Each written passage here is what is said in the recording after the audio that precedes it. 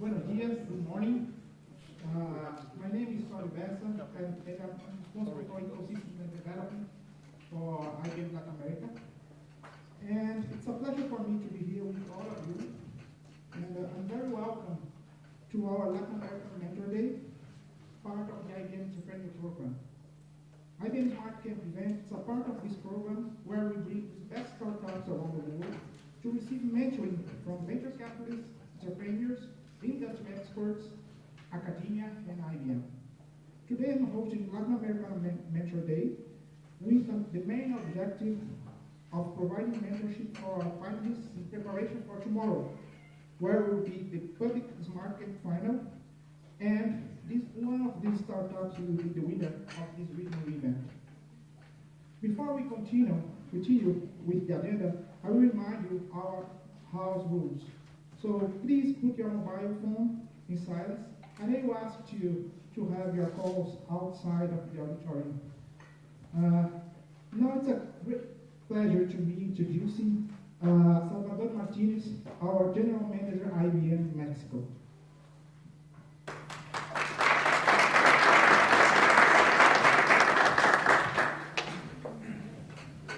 Good morning. So it's my pleasure to hold you here on behalf of IBM Mexico. An important milestone. We are at the Latin American level now in your contest, and an important event for IBM. I guess you already know by now the importance that IBM puts on innovation. We make our living from invention and from innovation. And we make our living from developing technology and finding out the best use of that technology to solve problems for our clients and for the world. And despite we spend, internally more than $6 billion a year, we have more than 85 labs across the world, we have thousands of people in research. We discovered some years ago that innovation cannot be done inside only. So not all the labs in the world will be able to grasp, exciting things that happens in the world and that happens every time and in every corner. The world moves too fast for us to be able to capture that innovation only with our internal resources. So that's why we open our eyes and our ears and our antennas outside in a variety of ways, from joint centers of development and research with universities and governments across the world, from buying talent and buying capabilities and innovation where we think is the best in their niche or in their area. We have bought more than 500 companies in the last 10 years. And also, we do that by fostering and by watching and by nurturing innovations and contexts and competitions like the one we are hosting here now. So this is not something we do on the side or an interesting kind of academic activity from IBM. This is at the very core of our business. This is very, very important from us. I really want to thank you for I have read every one of the profiles of what you are doing, guys. Very, very exciting. So I wish you all the best with the day. Thank you for pushing innovation, being at the leading front of innovation in technology. And I encourage you to keep going, right? So regardless of the results and who's selected to go to the next step and so on, just keep going. I mean, the world now lives from the kind of things you do, guys. Really, we need the creativity and the empowerment and the push that we are bringing to the table to be able to help all of us to move to the next step. So with that, I'm just going to wish you a very, very successful event and all the best of luck to all of you. Thank you very much.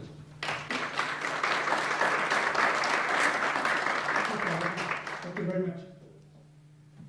Now it's an honor to be inviting my boss, Mauricio Sucasas. He's Director for Development Ecosystems from Growth Market Unit, to come to the stage.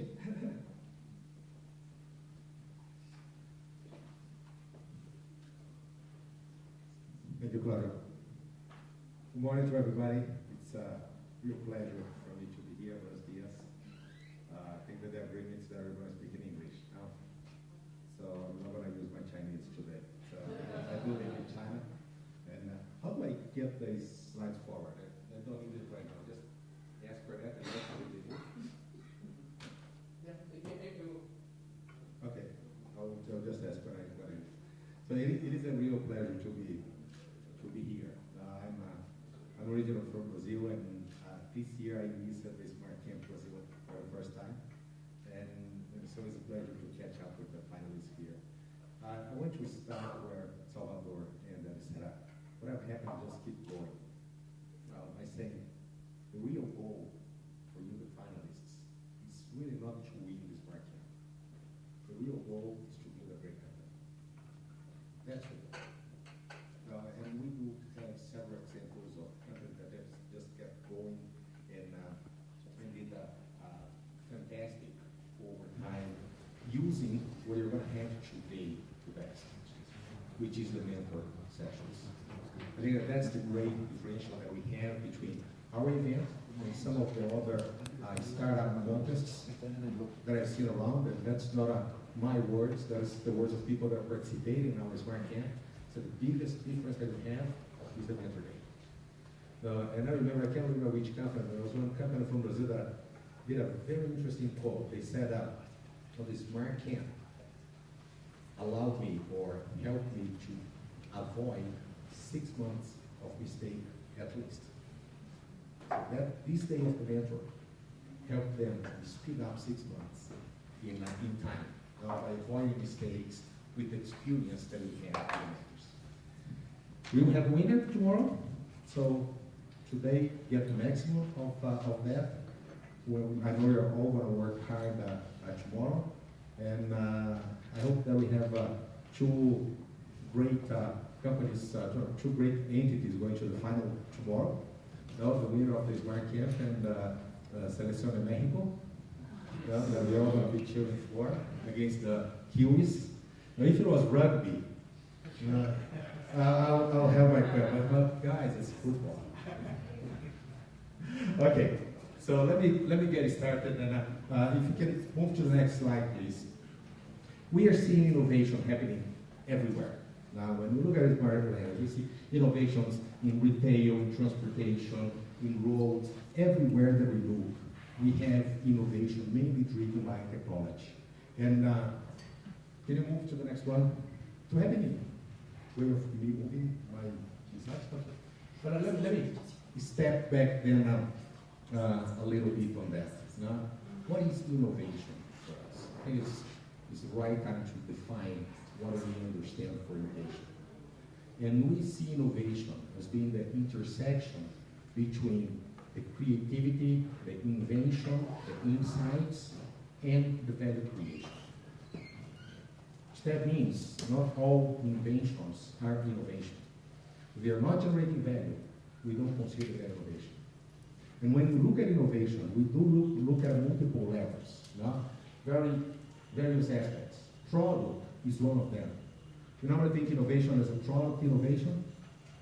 With the wave of commoditization that we have, especially in our industry, in the technology industry, a product innovation takes you just so far. When you start seeing innovations on processes, innovations on business models, innovations that drive societal innovations. Now, let me stay here. The business model innovation is probably hardest to get. It's going to get you much more ahead than innovation of product. So, and you do have the power. And I've seen several startups across the SmartCamps doing a lot of innovation on product, but also doing a lot of innovation in the business model, using what you have to really create a disruptive business model. We're going to have a little bit more. And we do look at innovation as being open, collaborative, multidisciplinary, and global. Can I have the next one? So let's go back to the next one, please. To the Smarter Planet. Now, I've been talking a lot. We said we're looking for startups that are going to help us build a smarter planet. What is that smarter planet of ours? I bought like 3-4 years ago. We came with this this vision, looking at the world that is being much more instrumented than it have ever been. Now we have billions of RFID tags, price dropping dramatically, all the machines having a sensor, everybody having a sensor yourself, with your smartphones, and everything becoming interconnected. Now, so instrumental, like transistors, we do more transistors today than we do grains of rice. The cost of a transistor is a fraction of a grain of rice. Now, everything becoming interconnected. Started with us. Now, I don't have my smartphone here. Who does not have a cell phone here? Who has more than 2 devices or 2 or more devices connected to the network? I have 3, so I have 3. At least 3 that I carry with me every day. But this is more than us in the internet, billions of people in the internet. Now, several countries, have more cell phone lines than people. And counting everybody. No? Some countries, I remember seeing statistics on Thailand, they have like 120% on cell phones. Now, largest population on earth, China. Second, India. Third, cell phones in China. Fourth, cell phones in India. Fifth, the United States, then Indonesia. No? It is crazy. But it's more than that. It's all the things talking to the things. Now, those machines that are instrumented, they're also connected and they're talking to each other. So there is almost a mandate for us to build a more intelligent world. How can we leverage all of that? Can I have the next one, please? And we are seeing a lot of technologies that are coming very fast today, that really have the power of creating disruptive innovation. Whether we're thinking about product, whether we're thinking about a business model or process, or the way that we change society. And that's mobility. And mobility is not only on, oh, thank you. So mobility is not only on how you access information. Now that's one level of mobility. But you have to think on how do you really process things, do transactions over a mobile, but in your transactions, your applications everywhere. And I'll give you an example. I'm in a large retailer in the US, JCPenney. We figure out that when you come to the checkout, and the lady, normally is a lady, opening a very nice smile and asks you, have you found everything that you want, sir? It's too late. It's too late. What are you going to do? No, I did not. Let me go back and try again. No, actually, with me, it works the opposite. If they're trying to please me, they can be angry. So what did they do? They got their checkouts now on a tablet. And the people go around the shop. They start asking, are you finding everything that you want? Is there any help that I can give you? Now, are you ready to check out? Yeah, I can check you out right now, right here. So that is the power of using the technology to change the business process. And that's the innovation that is going to last and really gain them competitive advantage. Social business. Now, and we talk about social business more than social media. There's nothing wrong with social media. And there's a lot of innovation there. Now, we just had the IPO of Twitter recently. Was apparently very successful. We need to wait a little bit longer to see how it goes. I remember one of the analysts saying, look, I saw Twitter getting governments down. I didn't see them selling a single toothpaste. And for me as an investor, that's what's matter. I know, but that's a societal innovation. But back to us, we use the same concept of power here to power the business. And that's about finding expertise. That's about sharing knowledge. So right here in Mexico, I have a large cement company that I don't know the name, maybe you can guess who it is, that implemented social business to leverage knowledge. And you'll be amazed on how many different cement brands there is in the world, and they're a global company. They launched it using social business. Global brand, 80% faster than they use it to launch a local brand by leveraging the expertise. So the power here is not on what, oh, thank you. Well, it's not on what you know. The power is on what you share. and how do you leverage shared knowledge and shared information. Cloud computing is changing dramatically the way that you deliver the solutions. It's changing dramatically the economics of IT, the speed of delivering the solution. Most of the startups that I'm seeing are not thinking on selling on premises anymore. They just think on cloud. This is almost the standard now. They're selling as a service. So you share that the customers have much more flexibility. Now you grow, you pay as you grow, as you use, and that's how we are seeing this is really disrupting. Now, and I've seen a lot of business, I talked to several large SPs, they say, no, we need to be careful with cloud, because maybe we have to not cannibalize ourselves. And say, no, be careful, no? If you don't cannibalize yourself, somebody else will do it for you. That's hurry up. The Internet of Things, no? I'm seeing this is creating an unbelievable amount of data. We have in shop floors, in plants, machines talking to the machines. And they're making their own decisions. They're discussing, they're making their decisions, and they're going ahead. So you really need to think of how you start connecting everything, and those things really creating value by themselves.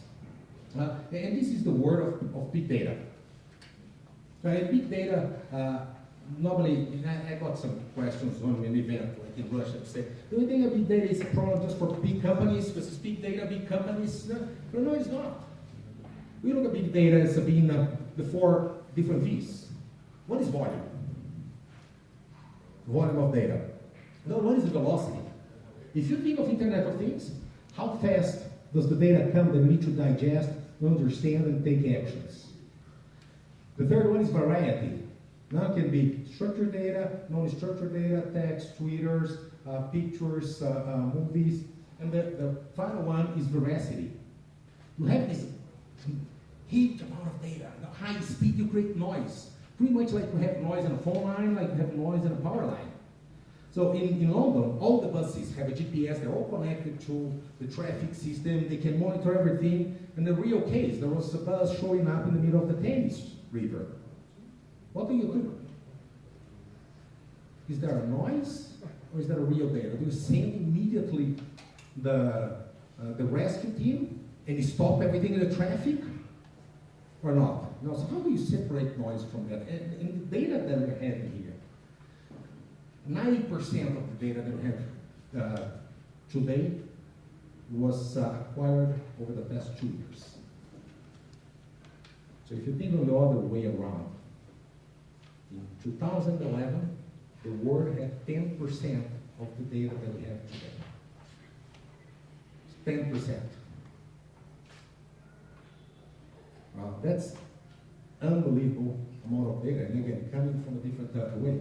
Analytics, I mean, it goes more or less hand in hand with big data, but what you're seeing here is much more predictive analytics, looking at different kind of modeling to do analytics. Customers are telling us real time is not fast enough. I can't live on a real time world. Show me the future. How are you going to help me tapping into the future?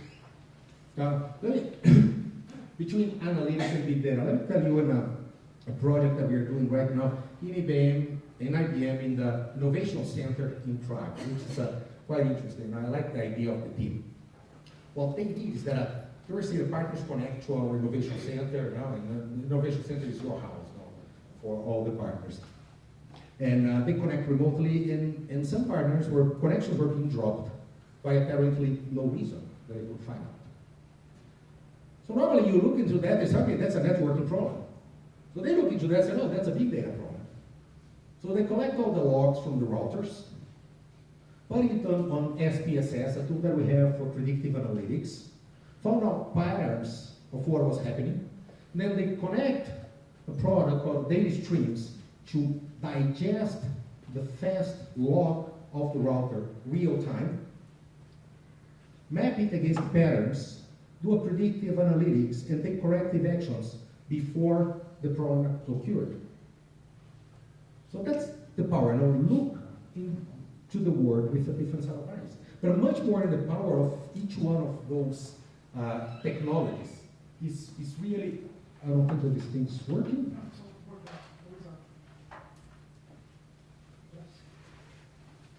The laser is working.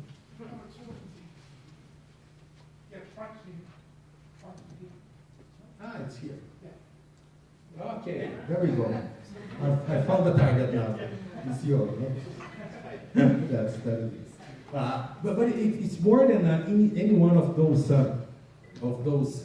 technologies.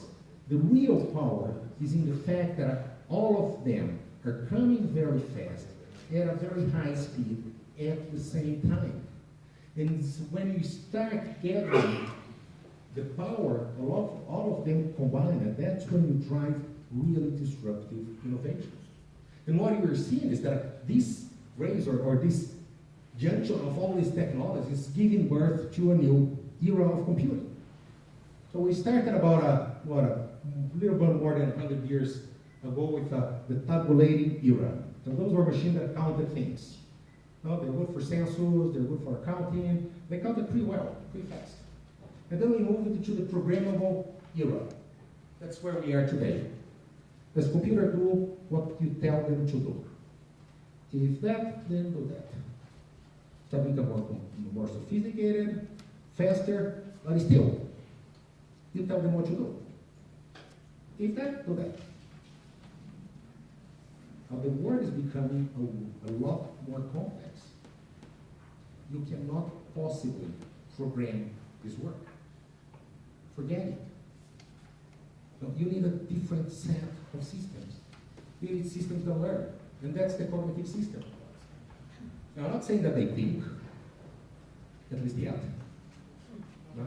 But they learn. Now, and this requires a whole set of new systems, new software, new architecture, and we're studying that. We're studying that with Watson. So I don't know how many of you saw Watson. Watson was a computer that played a Jeopardy game. I don't know how much it translates here. Now, I lived in the US, I watched a couple of Jeopardy, but I said, yeah, I played Jeopardy against the two champions of Jeopardy. With those guys, by playing a TV game, both of them earned more than $1 million. I said, okay, that should be pretty good, no? And simply crashed the people. Now we took the Watson to a different level. We are getting them now in a Watson into services for banks. We're getting to healthcare, so Watson have digested or ingested all the human knowledge in a non-blood cancer, and is going to help the doctors to do diagnosis on cancer. Also, this is not to replace the doctors, but to be help, so you can create a dialogue. It's a different way than using in Jeopardy, and this is going to go on and on. Now, and pretty soon you're going to have a very clear model on how can we engage with Watson, how can we start tapping into this cognitive systems unit. Again, with all this innovation and all the technology, and also back to what Salvador said, that was very proper, there's one thing that we know. We cannot do that alone. We can't build a smarter plant alone by ourselves. We need the help of everybody. We need the help of the entire ecosystem. And so this is how we see the ecosystem, of several different components: the customers, the entrepreneurs, the partners, the venture capitalists. And what we are doing now is that we are mapping that on how to define the ecosystem. Now, and the ecosystem is the group of clients, partners, and influencers collaborating and innovating to drive business. That's the kind of ecosystem that we're talking about, not the like nature ecosystem. Now, and then we have here all the parts, and we are mapping to see how we better develop that ecosystem. Every one of the different ones. So when we look at the startup part of the ecosystem, who are the main players? So the entrepreneurs, the VCs, the accelerators, the incubators, and that kind of work that we are doing is going to help us to better and faster develop all this ecosystem to bring more value to us, to you all, and to the society. And the VC ecosystem, how we call it, the venture capital ecosystem, is really important for us. I've been working with venture capital for, I don't know how long, but longer than I'm working for IBM. And I'm working for IBM for a pretty damn long time. And we have always had a very good relationship. part of our strategy is to grow by acquisition. Now, this is part of our strategy. It's declared strategy to Wall Street that acquisition is a core part of our growing strategy. Over the past years, we acquired more than 30 companies that were backed by VCs. So we do look together, we do look into those innovations, we do work with the VCs. And so this ecosystem for us is crucial to drive innovation, to drive business, and it's critical to our strategy. It's a core part of our strategy as well. So what is the SmartCamp? Now we look at the entrepreneurs a couple of years ago. We said, what do they want to do? What do they need? So we look at the entrepreneurs, they're willing to take risks. Well, you all that are here, the four that are here, and I know that we missed one guy for a personal problem, the agent Piggy from Chile. I'm really sorry. I don't know. Have you said that, Claudio? That was a little late, but he had a personal problem, and he could not fly from Chile. So we learned that, and very recently it's a pity. But again, all the five and all the startups, they're willing to take risks. They're willing to build something unique. Now, all the startups, definition of a startup, I'm going to change the world, and I'm going to be very big. And I'm going to do that with a very original idea. I'm very unique. That's the spirit. No, that's the spirit of the startup. No, say they look at the problem, they find a solution, they think of a solution, they act. They go and take the risk. But they do need some money. No, they do need cash. They do need partners. They do need a social network. They do need an infrastructure available. They do need mentoring. Now, I was together with an entity that got in kind of an easy, not easy, nothing is easy in life, but got like a grants from government that they could give to startups, so a pretty decent amount. And when I asked them, how can we help you? They said, we need VCs here. I said, why? You think that you have enough money. No, we need smart money. We don't need only money. No, we need people that come here and help develop the startups. No, they need access to markets. They need technology. They need a bright idea. They need an urgent need. They need to connect. And that's what we do with the program, with the Global Entrepreneur Program. And the SmartCamp is just a part of the program. So we launched the program in 2010. We started by getting some of the partners. We ran a couple of SmartCamps. We saw that it was good. We expanded a little bit more. And last year, in 2012, we had to start doing what we're doing today, the regional finals, because we had too many. And I haven't been in a country, at least in the growth markets. Now, growth market is everything in the planet. There's not North America, the traditional Europe, and Japan, about 140 countries. I haven't been in any country that we ran the event, and they say, okay, thank you, and I'm not going to see you again. No? So they say, we're here next year. No? So we are just building up, and everybody wants us to come back, and we are coming back because that's good. We are seeing a lot of innovation. So we saw that, and we are expanding into more advancing, bringing those companies with mentors from IBM, technology mentors, business mentors, connecting them, doing business together. We do have a lot of examples of that. I'm going to touch that just in a minute. So here's the global entrepreneur. Not only that, companies have access to IBM software, innovation centers, product resource management, a lot of benefits that we can have. We do not fund companies. So if you're looking for a check from me, I do not have the checkbook. IBM does not invest in companies. We are not a corporate VC.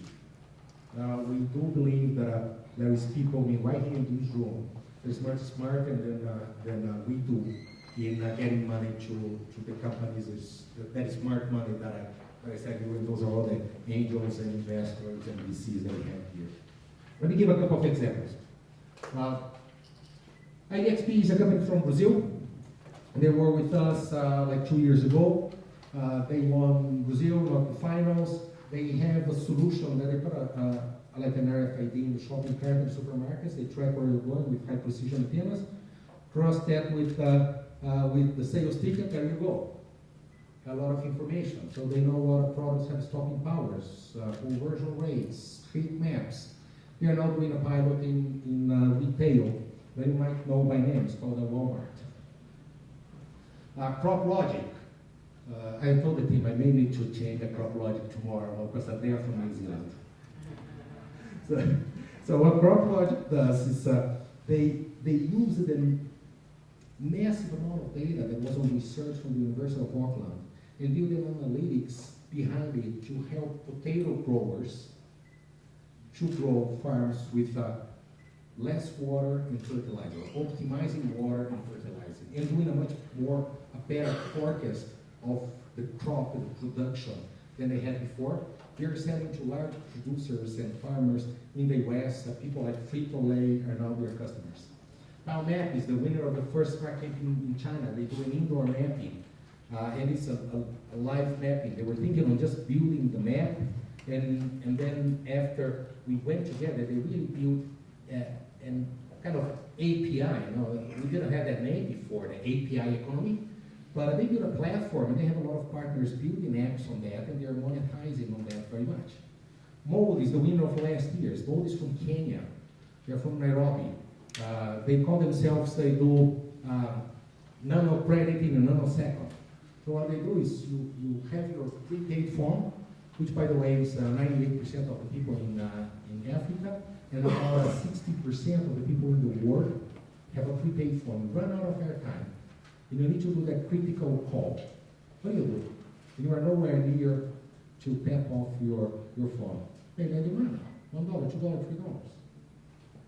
Then when you replenish your cell phone, you get your money back. And they go to the telcos and say, credit is my problem. We're going to get your money. So they're growing a lot. We're doing business. We are helping them expand now out of the 16 countries that they were in Africa to India, to Indonesia, Vietnam. So we define the targets. So that's what we do. Those are a couple of examples. No? I could be here the whole day talking about examples, but I would prefer us to build more success stories here. So this is where we are. Now, this is the map of all the smart camps that we ran this year in the growth markets. There are a couple of minor events that we call the mentor days that we also ran, like in Nairobi. Right now, tomorrow, we are running one just to test the ecosystem in Korea. So we're still doing that, but this is the map, the road map. So you guys came from Mexico and Brazil. We are here today. And the winner of today's event is going to go with us to the Silicon Valley. So those are the 5 finalists. I'd like to congratulate you all. I genuinely consider that you all are winners, just by the fact that you're a startup and you're still alive. Well, trust me. And the fact that you are here today, you are a double winner. So make no mistake, we're all winners in my view, and we do have a lot of opportunities to work together. So I'll see you in the Silicon Valley. Thank you very much.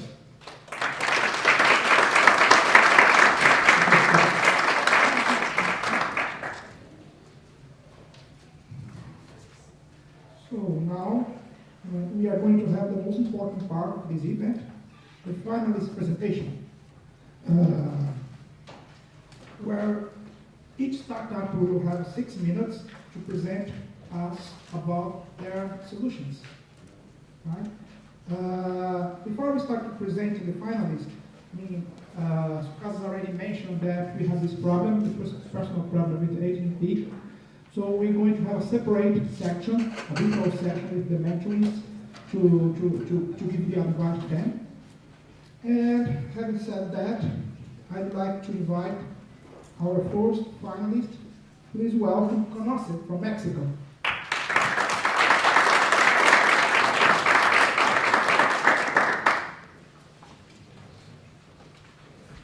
Thank you. Today I'm going to talk to you about our company. We're called Conoce. Let me explain you why. What could you do if you knew what customers do while they're shopping? These are pretty much what inspired us to create this company. An architect said, there are no good slow decisions. Even though you may take the right decision, if you take too much time, it's useless pretty much. And I'm going to keep with the last one, because this is one of our customers. They say, what we really need is actionable insights to improve their value proposition based on their customer satisfaction. She's the Chief Market Research Officer for PepsiCo here in Mexico, and Elisa Rodriguez. Pretty much the future is now. This was a movie pretty much 5 years ago called Minority Report. This is what we're doing right now. We can check pretty much everything we're doing, and we learn how to transform video into insights. We can tell you pretty much what you're looking, what you're touching, what you're walking, and we can create solutions that can help you understand your customers like no other solution available right now in the market. Pretty much, we solve them in 3 different ways. We can tell you pretty much basic data, how much customers you have, what do they do, how much time do they spend in each time. We can tell you what do they saw, if they were smiling or not, and we can tell you what were they interacting with. This is how we are using it right now. This was an experiment we did with PepsiCo. They asked us a very simple question. Is it worth it to change place with Coca-Cola in a store? To be always on the left because people read left to right? With our software, we realize and help them understand that it's not worth it. Pretty much the effect only lasts for a week. But they don't see that because all the studies they were doing didn't help them to understand all the funnel. They only knew for a little amount of time for the traditional research marketing companies do what was happening with the customers. With our solution, we have the complete funnel. We know how many customers enter a place, how many consumers walk by the product, how many saw them, how many interact with them, how many put it on their cart, how many take it to the cashier actually, because you may take a product but you leave it in the other part of the store, and how many of them buy it. And we also know the gender, age group, and the reaction when they were taking the product. So let me talk to our business model, because we were thinking, if this is worth it, if this data is a layer of data that nobody else has, and that it's really adding value to companies, how can we take the value of the brands to all the value chain? How can we give value from this data to the retailer and to the customer? This is our solution. If you're a customer and you have a smartphone, time does matter. What does that mean? That means that you want to shop, take a coffee, go to the bank, maybe go to a doctor. You don't like to be on a huge line. You don't want to wait 1 hour because you have the same need at the same time that 100 people did that day. So pretty much, if you're in a hurry, you just open your app and you will see the estimating waiting time on all the places around you where our system is put it, pretty much. You can see the location, you can see the comments on social media about it, and you can give us feedback. You can tell us, did you like it? Would you recommend it? If you want to know the perfect moment to do any of those activities, you just set up a smart alarm. Just tell us, okay, tell me when I'm going to wait only 5 minutes to get a sandwich. So pretty much the software is working for you, and it's sending you a warning. Right now is the moment. Go to the store, get your sandwich. And also, you can have special offers. These special offers are actually our proposition for the retailer place. We are working a freemium model. If you let us put our cameras in your store, we're going to give you free data. Monthly free data of gender, count of shoppers, and age groups. If you want to interact with the nearby customers, you're going to pay us a monthly fee, pretty much $20, to interact with them, to send coupons when your store is empty. So those promotions get to the customers that are opening their app and want to know what promotions I can have to change my habit, to go and take a coffee right now, for example. And also, we can give you a customer-based decision support system ad hoc to the type of retail that you are. You pay a license, it's between $1,000 and $5,000 per store, where you can see the heat maps, the feedback of your customers, category management, if you are putting the products in the right place, shopper insights, who is buying, how is he buying, the basket shop, and how is your customer service. We can also tell you if your employees are approaching the customer, how much time is it actually doing what you're paying them to do. And how about the brands? Well, they can pay if they need the data monthly, weekly, or even live. They can have general data. They can have market information. We can tell them how is the category working consumer-wise. If you are comparing the two brands, which two brands are them, how many customers are actually touching 3 different products, and you may infer why their decision is changing. Okay, pretty much. Any questions? Or I think that's it, right?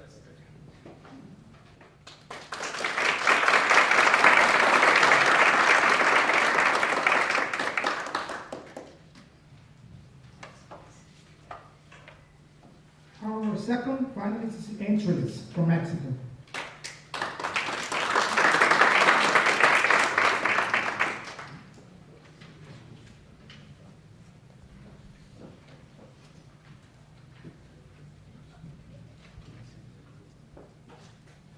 Hello, my name is Mike Galarza, and I am the founder and CEO of Entryless. We are a Mexican startup that is based in Silicon Valley, and our technology team is based in San Luis Potosí.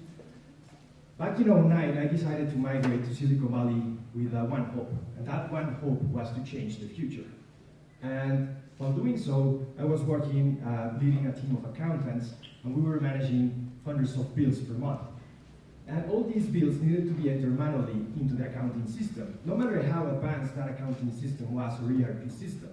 And the difference with Mexico is that there's no one format. It's an open source and format, and anybody can send any type of document. So that creates the pain of manually entering those bills into the accounting system. And surprisingly enough, still 71% in the US are still suffering manual processes. In 2013, with all the technology and with Twitter, IPO, and all the other ones. It's still 71%. So that's why I set out to create Entryless and reduce that amount by offering a software as a service solution with a global scale where we can enable companies to never type a bill again into their accounting system by having Entryless automatically capture through our software all those bills by reading them and creating the accounting entry and then sending this bill into cloud accounting systems. And this reminds me of Google, because they were offering a service that was precise, it was the most advanced, and it was a ubiquitous need, as well as accounts payable. So we want to convert Entryless into the industry standard, where everybody can send any type of bill, and Entryless system will automatically capture it with accuracy and with high speed. But where do we go? Where do we land all this high vision that we have, and we actually go to the play level field and execute on it? Let me show you. Let's meet Eva. She's a cloud accountant that has a service for over 30 companies. She's doing the finance and doing the accounting, and while doing so, she needs to enter manually all those bills of the suppliers of their customers. So with Entryless, she eliminates all that data entry. She can scale her business by adopting and accepting new clients, and as well as reducing all those costs associated to processing the bills of those vendors. So let me show you how we get it done. Everybody can log in into Entryless.com and claim an account, and it's the software as a service that we have. So here we're going to see a short demo. Once they start and once they sign up, they can set up their account, and we have 2 methods available to submit the bills. The first one is through email. Once a company signs in, we assign them a dedicated email address, which they can then tell their suppliers to send all their bills, and then we will download and automatically capture all those bills from that email system. And then the second one, creating a supplier loop where we actually enable them to have contact with the Entryless system. And then the second option available that we have is regular upload. We can manage bills in PDF, electronic, original, and as well as images and scans and pictures. So in here we see that all the bills are being drag and drop, and then Entryless Cloud starts to receive those and start processing them in the back without having any manual entry done, and all through our Entryless software. Afterwards that they are captured, the user can actually go to approve bills, and then they'll see a dedicated list of all the bills that are captured, and then we'll show them the original bill that was sent by their suppliers or by them, and then with the data that is already consumed through our system. And Entryless has the potential to automate this for all the accountants, because then they can start adding more companies into their master account, creating a second barrel effect that is giving us the growth that we are looking for. So this is how we intend to become the industry standard, by leveraging the new technologies that we have available and bring these to the market. Currently, this adoption rate is exploding. We are on an inflection point in which the cloud adoption is being massively going upscale, while the desktop software for accounting is going downward. And in fact, actually, the industry leaders, they are deprecating features so they can actually transform all their customer base into the cloud. So that's why we want to hop into that curve, by offering our service that is already available on the market and transforming them and bringing that solution to them. Currently in the US, there are 30 million SMBs. Obviously, not all of them are going to be using an accounting software. It is estimated that 1/3 of them do. Now, if that 1/3 of them do, there is an estimated $6 billion that could potentially be for accounts payable if we charge $468 per year per company.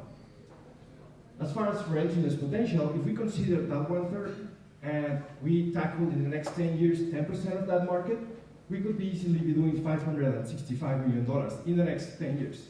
It looks, can be heard easy, but that's the target that we want to achieve. And as far as for traction right now, so we charge $39 per company, and that's how we come with the amount that we are estimated in the future and the market value.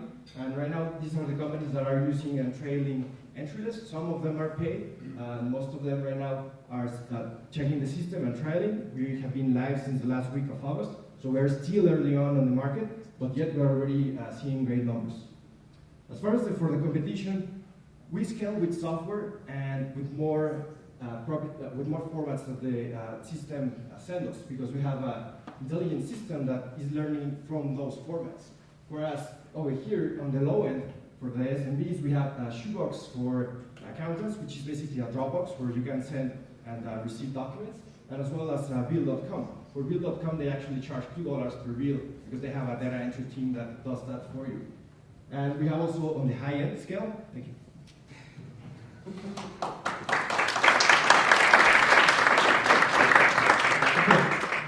And now our third finalist is Kiki from Brazil.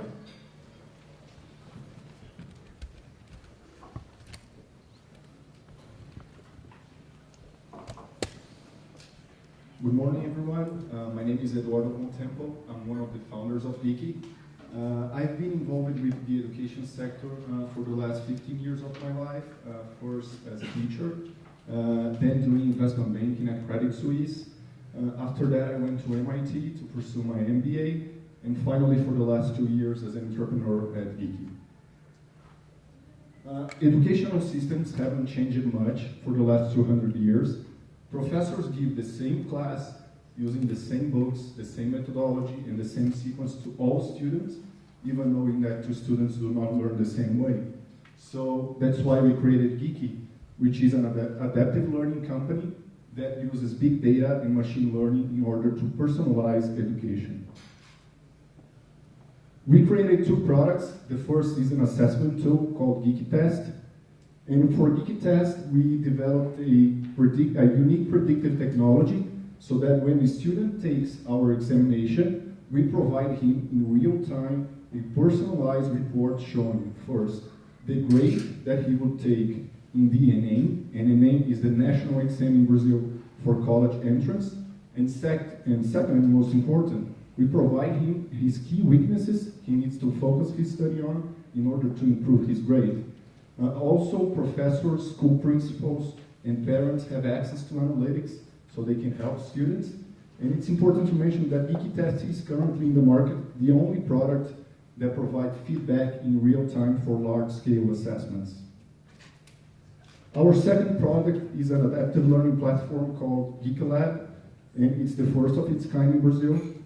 And Geeky Lab customizes the study plan for every student, adapting content based on how each one learns best, whether it's a video, a text, a game, or even a flashcard.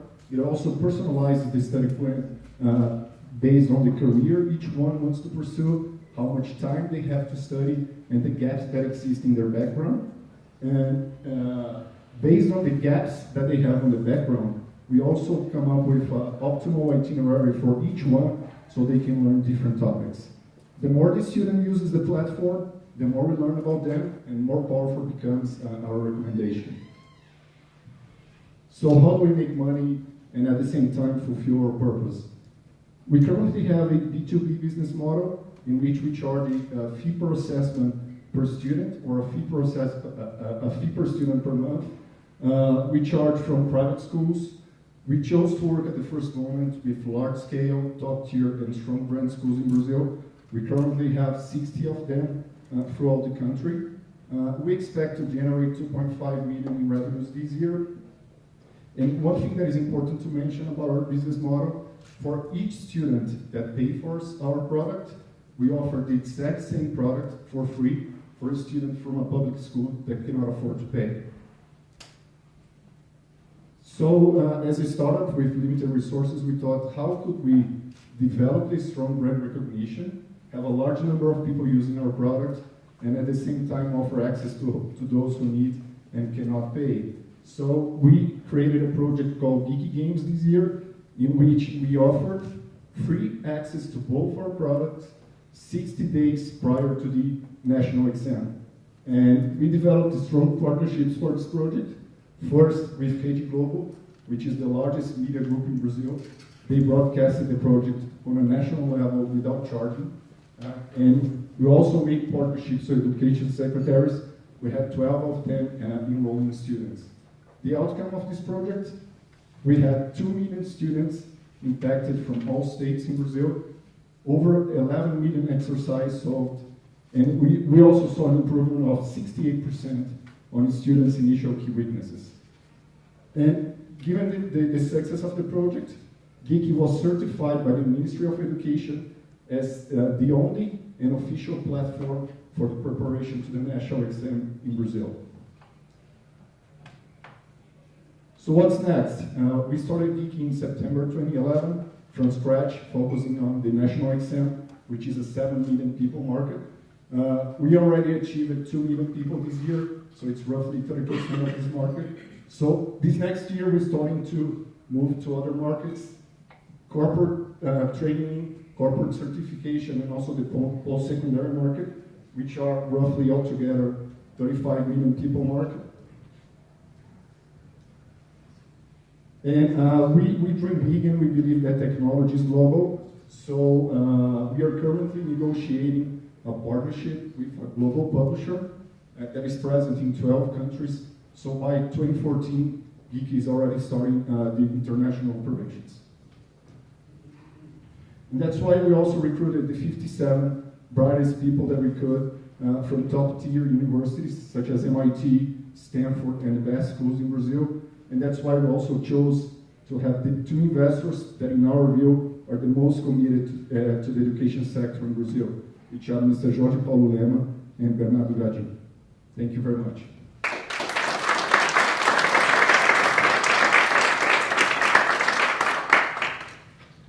Thank you. Our fourth finalist is Nativo from Brazil.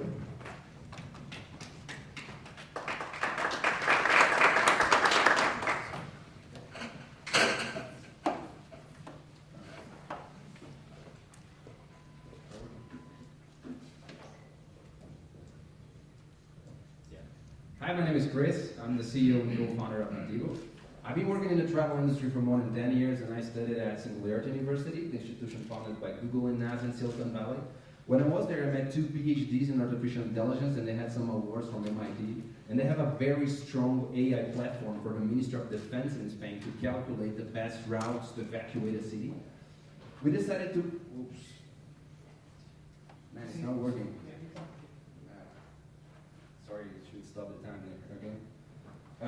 So we decided to bring that technology to Brazil and apply that to the travel industry to face a big problem we have That is, the content for destinations is already overloaded. People take weeks planning and organizing trips. If you go right now to Google and type what to do in New York City, we'll find 2,000 things to do and 140,000 tips from travelers. This is a big mess. So how to solve this? Nativo is connected to the most important players on the internet to get everything about cities and everything about users. It allows us to create itineraries in a very intelligent way, and I'm going to show you an example here. So first off, when, where you'd like to visit. Secondly, what sort of trip you're looking for. Is it a romantic trip, family trip? How much money you have for that trip? Is it going to be a very intense trip? Places you'd like to add to your itinerary? What's happening in the city? Concerts, events, shows, and what does it do? It creates itineraries based on thousands of possibilities. It creates itineraries based on the intensity of your trip, your budget, your preferences, the sort of trip you chose, the schedule of places, if they are open or not, how much time you're going to spend on each place. And the more the users change and adapt it, the more the platform learns. So, and we offer different products, like this simple example of a heat map of what's the best place for you to stay based on your location and the budget you have available. So after that, you can use your smartphone to be guided on the destination. So we can load the trips you created, or we can create trips on the go if you want. And of course, we know everything about cities, right? So you can find attractions, restaurants, we can book hotels, experiences, and restaurants also. And this is very important. So regarding market, I'd like quickly to highlight two important points. That one is the travel industry is one of the biggest industries in the world, is around $1 trillion. And secondly, next year the mobile travel bookings will reach around $40 billion, and we are following this trend. Well, business model, how do we make money? We have two ways actually. One is a B2B, where we license our technology for cities and travel players. And secondly, it's a B2B where we allow people to use our platform to plan trips and buy products.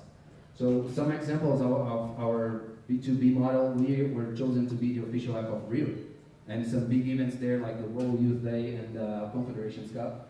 And recently we have just been chosen to be the official mobile technology for the World Cup next year in Brazil. It means we will cover 12 cities and we'll reach around 4 million people. And that's very important for us. Another important point is that Nativo is already global. So we have projects in Brazil, Latin America, some cities in Spain, and we are setting up projects in Australia, US, and here in Mexico. And we have offices in Brazil, Silicon Valley, and in Spain also. Well, the B2C way to make money is simple. We are a big aggregator. So we are connected to different players in the travel industry like Expedia, Booking, and some others. And we sell their products in a very smart way. And we receive commission for that. Well, traction. This is very important to say that we went online 4 months ago only, and we haven't spent a single penny in marketing. So in 4 months, we had 100,000 downloads of our apps, no marketing, and it's 65,000 users, no marketing for months, and 60,000 itineraries in our platform, and it means that 90% of the users that use Nativo create itineraries, and this is a very good conversion number. Well, we are not a startup that will make money. We do make money. In the last 4 months, we made $350,000, and last year we raised $500,000 in funding. Well, regarding the team, we believe that it's good to have a small team, and we follow the Instagram way to go, like 8 people in a $1 billion valuation business. And we have a very good advisory board, like with former VPs of Priceline, TripAdvisor, VP of Virgin Atlantic, Richard Branson Investment, Sandra Miller from Stanford University, Director of Stanford University, Lonely Planet, Directors of Lonely Planet. So we have a very good advisory board, and we are a singularity university company. It means that we have all the support of the university in Silicon Valley. And we passed through an acceleration process with PIPA, one of the biggest accelerators in Brazil, one of the global network accelerators member with the White House in the US, Techstars, and Google Brazil Plus and Network. So that's it. I hope you enjoyed it, and thanks for having me here.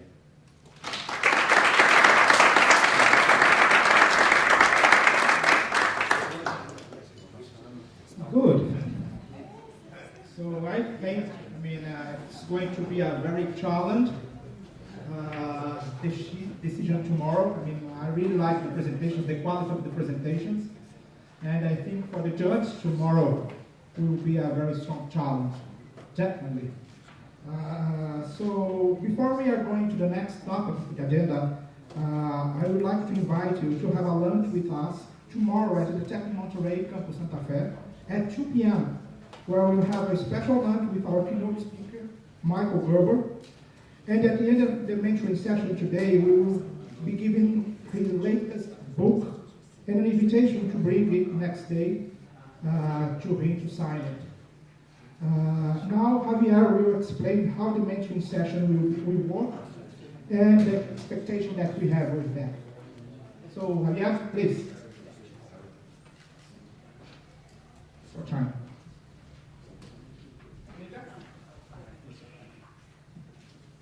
Thank you, Claudia. Thank you everyone for being here. And my part is really, really short. It's just to tell you what's happening next, why you're here. You're here to mentor our entrepreneurs. You're here to help them. And it's a hard job. You already seen the high level, high quality of entrepreneurs. So it's going to be hard to give some valuable feedback to these guys. But anyways, we are sure that you are great mentors and you are great people and experts in your industry. So that's why we invited you, and that's the greatest gift that we are going to give the entrepreneurs today. So what's mentorship? Well, I'm right here, like the last part of this definition. It's something that is about learning, it's dialogue, and it's a challenge.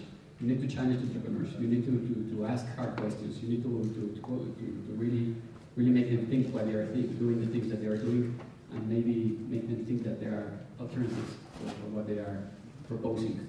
So that's the main idea of the mentorship sessions that will happen after these initial presentations.